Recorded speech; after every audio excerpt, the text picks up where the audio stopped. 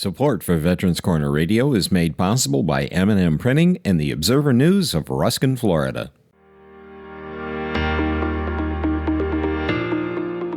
Hello and welcome to Veterans Corner Radio Podcasts, information for and about veterans. For this edition of the podcast, Joe welcomes retired U.S. Army Specialist Phil Lewis. Today, Joe speaks with retired U.S. Army Specialist Phil Lewis, whose injuries incurred in combat in Iraq led to his medical retirement. We'll learn about this disabled combat veteran's journey and how he writes and produces music as his own means of solace for all veterans, not just for himself. Here now is Joe Mulberger with Veterans Corner Radio on Veterans Corner Radio Podcasts.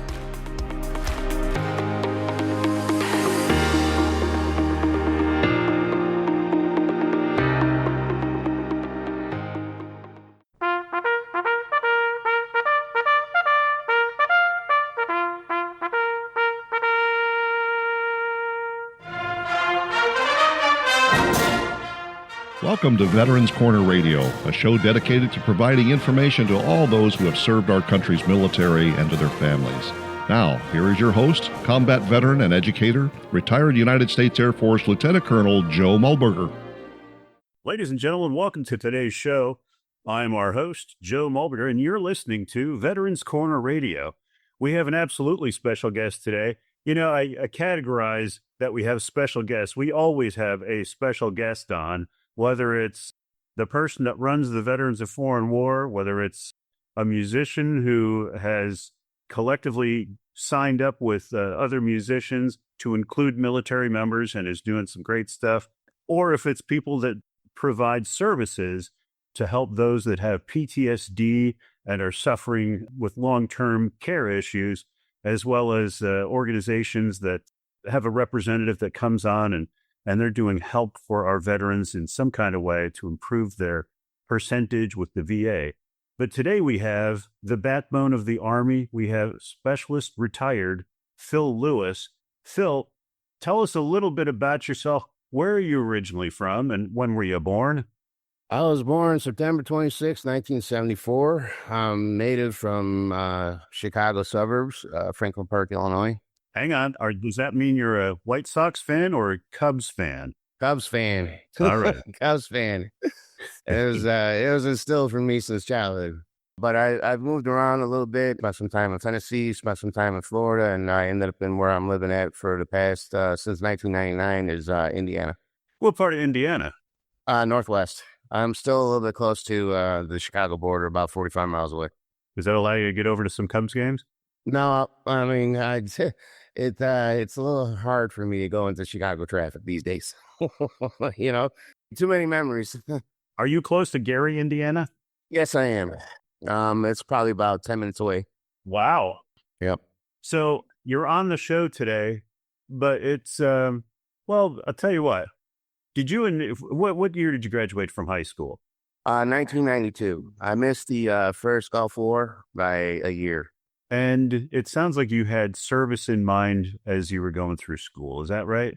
Yes, it was. I didn't really have plans for college or anything like that. I was big into music back then. I mean, I started playing music since I was like 3 years old. I learned a bit of a trade, you know, growing up with my step-parents. My stepfather, he owned a machine shop, so I learned a little bit about machining and stuff like that. I knew that wasn't for me. It was kind of boring. So, you know, I wanted to find something that gave me a greater sense of purpose. The reason why I picked my first branch of service, the Navy, was I wanted to be a SEAL, right? But come to find out, by the time I got there, you know, and then the eyesight problem, yeah, it didn't work out for me. So let's frame things for the audience. You're a retired specialist, and that's because of combat-related stuff in Iraq. You Yes. have musical qualities that have helped you as well. Prior to going into the Army, you served in the Navy. You had a break in service from active duty Navy, and you were a union iron worker. So Yes. you've got quite a smattering of experiences here. And so 1990, you graduate from high school.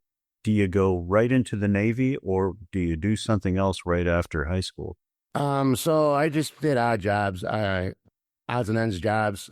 always one that was picking up a hustle. You know what I mean? I was never about like criminal kind of stuff. I was always about hard work and, you know, doing things the honest way. You know what I mean? Make a buck, the good old fashioned honest hard work. But it just it wasn't panning out for me. I needed something that was more. So I waited a couple years after my graduation before I got in. It took me some time to realize, I absolutely aced the ASVAB. I was I was a really highly intelligent individual back in the day. They wanted to send me to nuke school, so I said no. So what career field did you end up in? Well, I initially wanted to go airman, and then they sweet talked me into you get to automatically bump up to petty officer 3rd class. Let's get you in the engineman field. I'm like, okay, that sounds good. But little did I know what engineering department in the Navy was all about. First one's on board, last one's off, and you might never see the light of day, So I spent a lot of time in the underbelly of my ship. I would classify it probably like just a little bit bigger than a minesweeper, the frigates. Oliver Hasbury class, FFG 53 USS Hawes out of Norfolk. I wanted what I really wanted. I mean, I busted my rump to like make top of everything. Like I was top of A school, C school, everything. I wanted to go choice of orders because if you worked your butt off during the time you were training, you had the option of picking where you wanted to go. Well, I wanted to go on the West Coast because I wanted to be a shellback. If I was going to get something out of the Navy, I wanted something that was, something that was like, cool to do, right? But no, I ended up on the political side of the country, and so yeah. So you ended up as the East Coast sailor. You end up going out on deployments, I take it. Where did that take you? Did you get to see a bit of the world? Yeah, I saw Toulon, France, Trieste, Italy. We went to Sigonella, Sicily, the Cardennia Islands. I mean, I seen the Rock of Gibraltar. That's something like spectacular, man. See the Rock of Gibraltar. I remember those old Prudential commercials, and this is telling my age a little bit. Back in the day, you see the Prudential Rock were in there, and I seen that in real life. I mean, I went to Romania. I had opportunity to go, if I wanted to go, like they gave some tours, like they could have gone to Vlad's castle in Transylvania and stuff like that. Been to Russia. We were doing some political maneuvers out there, with the Russians because this was a time after, the wall fell and, in Germany and stuff like that. So needless to say, I mean, I had some really, really nice experiences. We did have a conflict happen while we were at sea, and we were actually on our way home from the med cruise. And we had to go to, it was called Operation Silver Wake. And what was going on was there was the Albanian hostage crisis at our embassy. So my ship was tasked with intercepting the torpedo boats and torpedoes from going into the LHTs and the ships that were sending the helicopters to go and rescue the people at our embassy. Right. It was a sight to see. And honestly, looking back on it and looking back at the experience that I had between naval combat and ground combat in the Army, I probably thinking I should have went to the Great Lakes for my reserve time. You got a lot done between 94 and 97 when you were serving in the Navy, and you get out as what was your rank? Engineer or firefighter?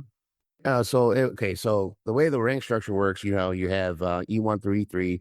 So I was E3, but because my rating was engineman, I was just designated as an engineman. But the way that they would classify it was engineman fireman because I was in the engineering department.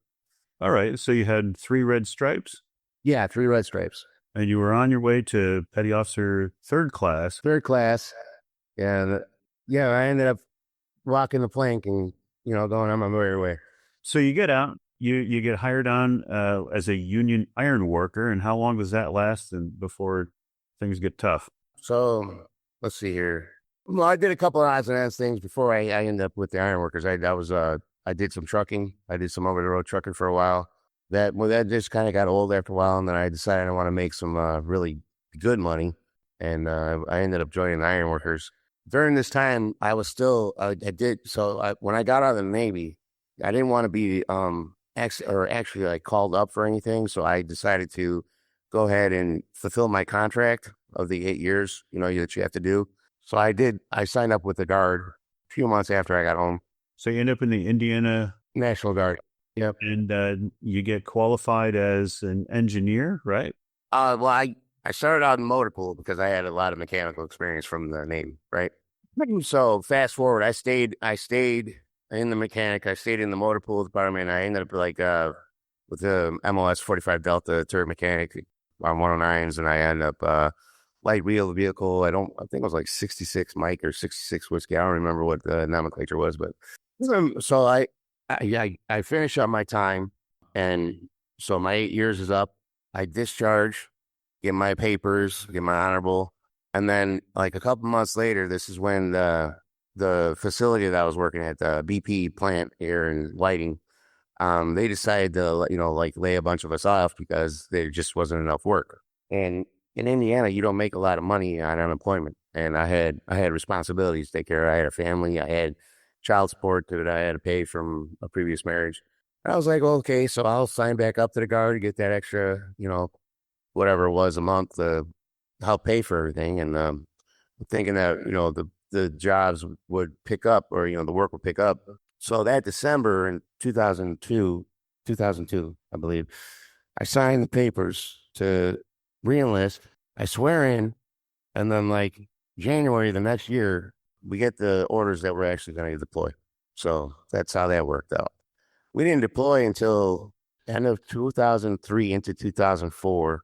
We deployed over to Iraq. So the invasion has happened, and now you're part of the follow-on force. Yeah, we were phase 3. So there was phase 1 and phase 2 happened, and phase 3 was me. And we ended up in, so we had like a lot of the training and stuff like I did. Like a lot of the guys I was in my Guard unit with, it was like the good old boys club, right? It wasn't, there weren't a lot of them that had active duty. A lot of them were just going there for, the 1 weekend a month, 2 weeks out of the year, and get their little college money and stuff like that. Nobody was expecting anything like this, right?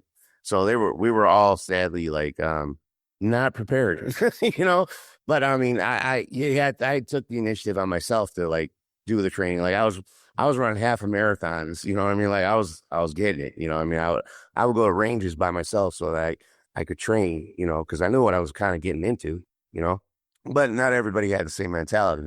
They're all sitting there throwing jokes about what they're going to do when the situation happens, but you never know what's going to happen until you're actually in it. I was trying to explain that to those people. So it was a very tough deployment. Well, you end up in Iraq, and you're now a specialist in the Army. Yeah. You're a driver because professionally that's what you have the skills for. Yeah. You end up as an engineer or in an engineer unit, and I believe you said you were in the 113th Engineer Battalion, correct? Yes. 113th so Engineer you're Battalion. running convoys throughout Iraq, right? Yes.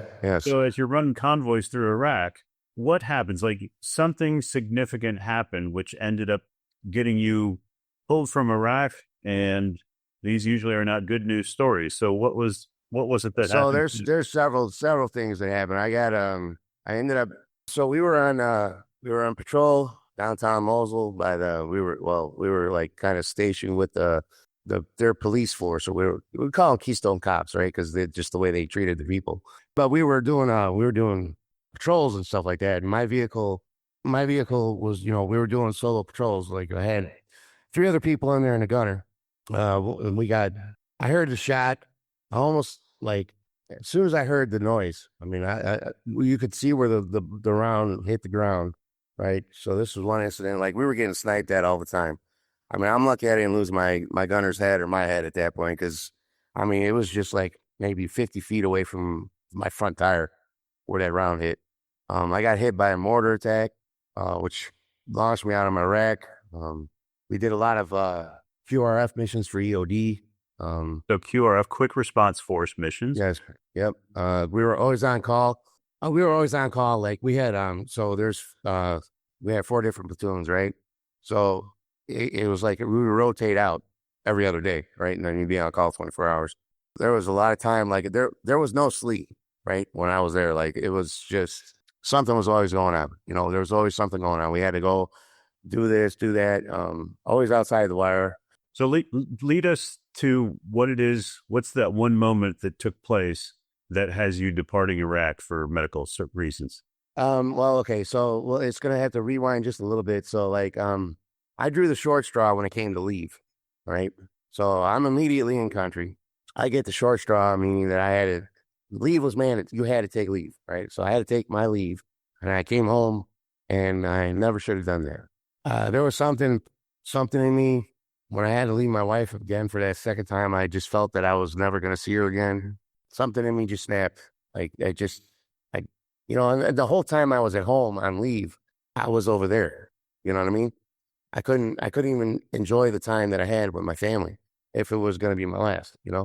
So that broke me. And then I started taking some smoking cessation meds or whatever in country when I got back, which drove anxiety through the roof, and I just did something to my body. Like they thought I was gonna stroke out. Like I wasn't a young buck when I went over there. I was mid-30s, 34, almost 35. My blood pressure was 300 over 200. I guess, had a massive coronary on the table.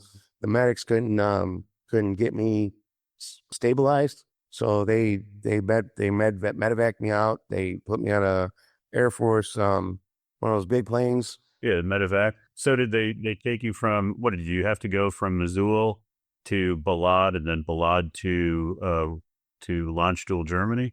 Yes.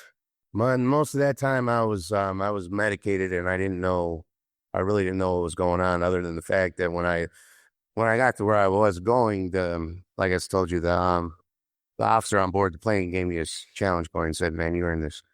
So that's something special I'll never forget.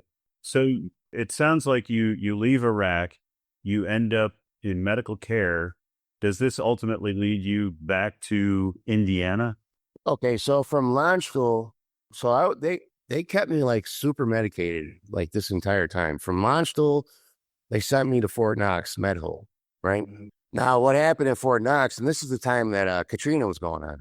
I remember because I was watching it at DFAC, and they didn't want to deal with my issues, so they heavily sedated me and threw me at my wife and told her that she needed to take me to a vet center and they'll get back in touch. Pretty much what happened when I got out. Like there was no out processing, or like I ended up getting a med board. I got a med board out of the military. A few years later, from the Sabo lawsuit or whatever that was going on from the National Veterans Legal Services Program, they ended up getting me my medical retirement. So now you get a paycheck every month, right? Well, no, I don't, because I didn't have 20 years in. I only had 10 by the time I was said and done. And so I don't, I get what they got. I get the combat related special compensation, but because I didn't have a full 20, I either had to pick my disability check from the VA or the retirement, and the VA disability was more. So that's where that is. So it sounds like you've gone through quite a bit. Before the interview, you were telling me that you were on morphine, which sounds like quite something to be on, and that you were on it for quite a while. And then through the medical services, that stopped, and then you were trying to compensate with that. But you've done something that's remarkable. You have turned to music. You've gone to that musical portion that you grew up with, and this sounds like your oasis. And you're not just looking at it every morning in the mirror going, "That's me." It's something that you want to share with everyone, which is why you're here today, to get the word out about this. And so at this moment, what we'll do is we'll talk about this delightful website that you have at www.opnaigen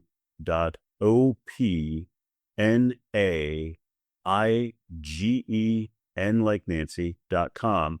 That, again, is www.opnaigen.com. And how do you pronounce it? I pronounce it Openhagen. That it's like a phonetic open, like OPN, open, AIA, A, and then gen, Openhagen. Openhagen. So, yep. And do I have that right? www.opnaigen.com? Yes, sir. Outstanding. And so you go there and you find your music, which is quite inspirational. It's very eye-opening, and it's not a druthers. Like my perspective of the music you have coined is it's very easy to listen to, and it's not heavy and dark. I don't feel like I'm getting some Cold War sad story sung to me. And it's not the Ballad of the Green Beret. It's a modern sort of music that I think a lot of people can relate to. And it's helped you with all of the challenges from a medical, and you've had this traumatic brain injury from getting knocked out of your rack and, getting shot at and all that other stuff. And that, hey, let's send you home and then send you back into the fight, positioning that certainly leaves one consternated, if you will. But as people reach out and go to this website of yours, tell us what they're going to find at that website. So I don't stick with one genre of music. I mean, there is some stuff that's a little bit about like the dark stuff too. What I try to do with my music is when I write a song, I'm trying to tell a story of the struggles that I've lived in real life and put a spin on it. Hey, I'm still here. I'm still kicking it. You know what I mean?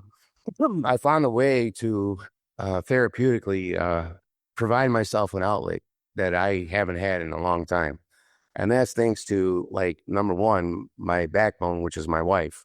I could attribute that this was started because she put the seed in my brain to go ahead and, hey, why don't you try writing music again? She's always had there's times that I thought she was the enemy when I was home because I didn't know where I was at. And she's walked through the trenches with me for 20 some years. And I really do owe her in my life. And this is my way of showing, hey, I'm still the man you married. I'm just changed. And I got to find other ways to cope. And I didn't know how to do that for a very long time. And this also goes out to the guys and gals that are still struggling. You're not alone. There's other people out there like you. And we're here to help. Because that's what we need to do. We need to have each other's sixes, no matter what. Because nobody else will. And once you realize that, you still have a brotherhood. You still have a sisterhood. You still have people you can rely on that will have your six. That's the message I wanted to convey. Well, I've heard time and time again throughout my experience in the military, you always have to be aware of the value of, and it was a Marine that stood up and presented this case, you always have to be aware of the value of the tactical corporal. And as a person that was in the Air Force, I would say be aware, not be wary, but be aware of the value of the tactical airman. And here we are talking with you, Phil Lewis, and you are a wonderful example of, from an Army standpoint, having that tactical specialist. And things happen, you move on, but you have to self-improve. You have a treasure chest filled with personal experiences that have allowed you to pick yourself up despite the personal challenges and move on. And again, you're not doing this just for you. You're doing this for the benefit of really anybody that's listening, especially those that are combat veterans. Yes. Wow. My fight never ended. I feel like when I got medevaced out, that I had to do something still. My boys were still over there, and I was here, and that hurt me more than anything else. And I know what I've been through, and I sure the hell don't want to hope that on anybody else. So if I can help anybody, I don't care if it's just one person. If I touch one person's life, that means the world to me. Well, we say here on Veterans Corner Radio that our veterans are worth their value in gold, and retired specialist Phil Lewis, you certainly exceed that standard, and we're grateful that you've taken the time out to share your experiences, and especially the transition that you've made to how you are helping yourself cope and reaching out so that others can find solace in the way that you have found solace in your own personal way of doing business. So thank you very much for your time today, and looking forward to hearing more of your music as time proceeds. And what a great relationship you have with your wife. It's a pleasure to meet you, sir, and I hope we have these conversations more often. Thanks so much. You've been listening to Veterans Corner Radio with your host, retired United States Air Force Lieutenant Colonel Joe Mulberger. The views expressed on this program are those of Joe and his guests and our opinions based on the best available information. In matters of law or governmental regulation, it will always be best to check with the appropriate agency. Thanks for listening, and we hope you'll join us for the next program on Veterans Corner Radio. Here's a quick final thought. If you're enjoying these podcasts, why not take a minute to subscribe or mark Veterans Corner Radio as a favorite? It's easy, and you'll be set to be among the first to find out when new podcasts are published. And thanks again for listening to Veterans Corner Radio.